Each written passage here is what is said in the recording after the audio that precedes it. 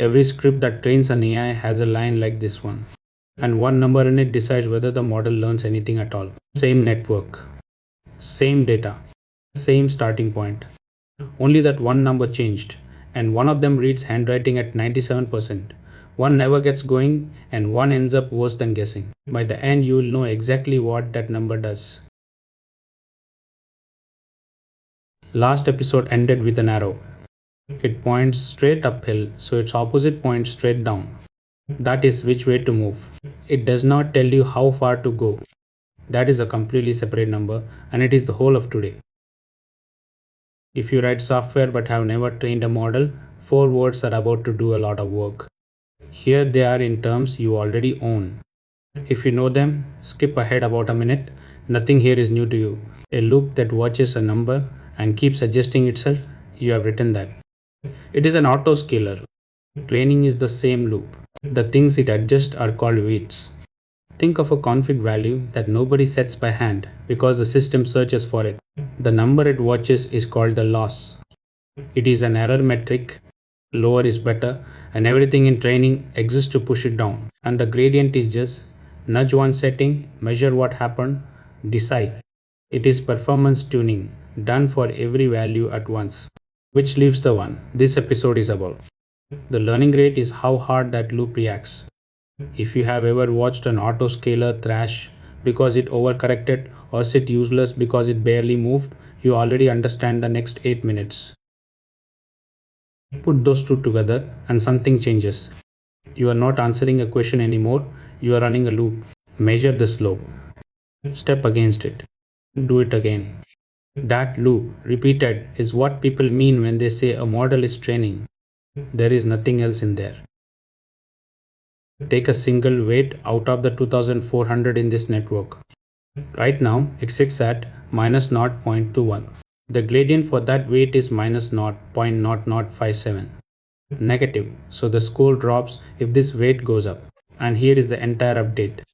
Take the weight, subtract the learning rate, times the gradient, and that is the new weight. 2400 of these, every step. You have already done this. So the symbols are only names for what you just watched. Theta is the weight. The upside down triangle is the arrow that points uphill. And eta, the little n, is the learning rate, the one number this whole episode is about. If the symbols mean nothing to you, ignore them. You have already seen the thing itself. This is a real network, learning to read real handwritten digits. 64 pixels in, 10 answers out. Everything is held fixed except one number. That is what makes this an experiment instead of a story. Run 1. The score starts at 2.3. That is a network guessing at random, and the accuracy is 12%, which is roughly 1 in 10. Exactly what you would get by chance. Now let the loop run 300 times. 2.3 down to 0.07. And 97% of digits it has never seen before. Read correctly. A curve going down is not very convincing. So here is one real digit out of the test set, one the model was never trained on. At the start it calls this a 3. Wrong. A few steps in, it says 7. Still wrong. 20 steps and it is a 3 again. 100 steps in, it gets it right. And at the end, it is certain.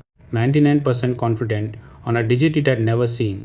Nobody wrote a rule for the shape of a 9. It found it by stepping downhill 2400 weights at a time. And it was not one lucky digit. Here is another one it had never seen, a 1 called a 7 at the start and a 1 by the end. But look at the two numbers on the right. The 9 it is practically certain about. The 1 it gets right at 60%, barely more than a coin flip between two answers. It learned. It did not become infallible, and knowing the difference is most of what using these models well means.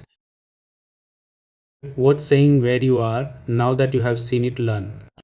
Season 2, Episode 3, the one your textbook calls the learning rate. So, what happens if that one number is wrong? Walk down a staircase with the right stripe and you land on every step. Shuffle too small and you never get down. Leap too far and you miss the stairs completely and end up on the floor. Run 2, same everything, but the step is 250 times smaller. Before we run it, what do you expect? Most people say slower but safer. Here is what actually happened. 28%. It is learning, it is just barely moving. This is the mistake almost everyone makes. A smaller learning rate is not safer. It is how you wait all day and arrive nowhere. Run 3 and the step is now far too big. The natural guess is that it overshoots a few times and then settles down. Watch the scale on this axis. Before it starts, it had to grow by a factor of 10 to fit what comes. It never settles. 8%. 10% is what you get from pure chance on 10 digits. The model did not just fail to learn, the steps were so large they destroyed the thing it started with. Those three numbers were not drawn by hand. Here is the same code running for real. The first thing it does is import the exact module that generated this episode's data. Not a copy of it, the same file in the repository link below. Then it loads the digits, 1400 of them to train on and 397 held back, which the model never sees while it is learning. Those held back ones are what the accuracy is measured on, because testing a model on what it memorized tells you nothing. And then the loop, three learning rates, the same network, the same starting seed, changing one number and nothing else. Watch them come out. 97.2, 28.2, 8.3. The same figures you just saw on the chart because the chart was built from this. Clone it and you will get the same digits. You will hear that a blown up model gives you NaN, not a number. Ours did not. And the reason is worth 30 seconds. This kind of score is measuring how surprised the model is by the right answer. And surprise has a maximum. However wrong it gets, the number runs into a ceiling and stops. We pushed the learning rate to 200,000. It never produced NaN. It just sits at its ceiling, guessing. So where does the blown up loss actually break? Go back to the photo from last episode. That score is a squared error, and squared error has no ceiling at all. It can grow forever. Set the step just past what the surface can take, and each step multiplies the error by about 29. 29 times bigger, every single step. 209 steps later, the number is larger than a computer can hold, and it becomes infinity. That is what a blown up model really is. Not a mystery, just a step that was too big, compounding until the number runs out of room. The digits network has 2400 weights, so nobody can draw its landscape. But last episode's photo had exactly 2, and that we can draw. A step that fits walks straight down into the bottom. A step that is too big does this, and it leaves the frame almost immediately. So flat on the page, you cannot really see what went wrong. Forget the picture for a second and just watch one of the two dials step by step. The green line is where it needs to end up. It starts on the line. One step and it is above. Next step, below. Then above again, and every single time it lands further away than it was before. It is not circling in on the answer. It is bouncing over it harder each time. 12 reversals in 14 steps. It is not missing the bottom. It is climbing out, and each bounce hands it more energy than the last. And the boundary is not vague. For that photo model, there is an exact number, 0.701. Below it, every run converges. Above it, every run explodes. Not usually. Always. Always. And that number comes out of the shape of the surface itself, which is exactly why nobody can tell you one learning rate that works for every model. Three words that trip up every interview, and they are just counting. Last episode asked how wrong a small batch of data makes your arrow. This asks a different question. How many steps you get out of it? 1400 training digits.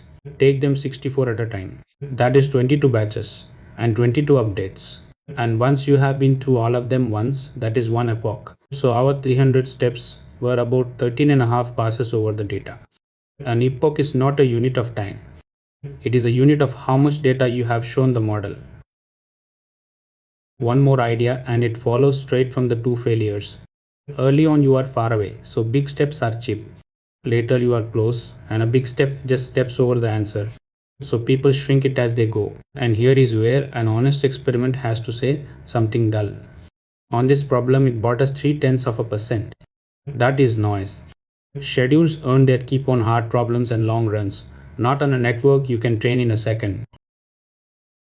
A step size cannot rescue a signal that has already faded to nothing on its way back through the layers. It cannot tell you that the valley you settle in is not the deepest one, and it is one number for every weight in the model, when some of them really need more room than others. Which brings us back to where we started. 3 times 10 to the minus 4. It means take 3/10,000ths of the arrow every single step, small enough that it never blows past the edge we just measured, big enough that it is not still guessing after 300 steps. And nobody derived it. I'm pissed. Somebody ran the experiment you just watched on a bigger model, and that number worked. That is the honest answer, and now you can read it. So that is the learning rate. The gradient tells the model which way to move. The learning rate decides how far it goes. And that one number is the difference between a model that learns, one that never gets going, and one that tears itself apart. But get it perfect, and the front of a deep network can still learn nothing at all. That is next time. You can pick a perfect step size and still watch the front of a deep network learn nothing at all. Next time, where the signal goes.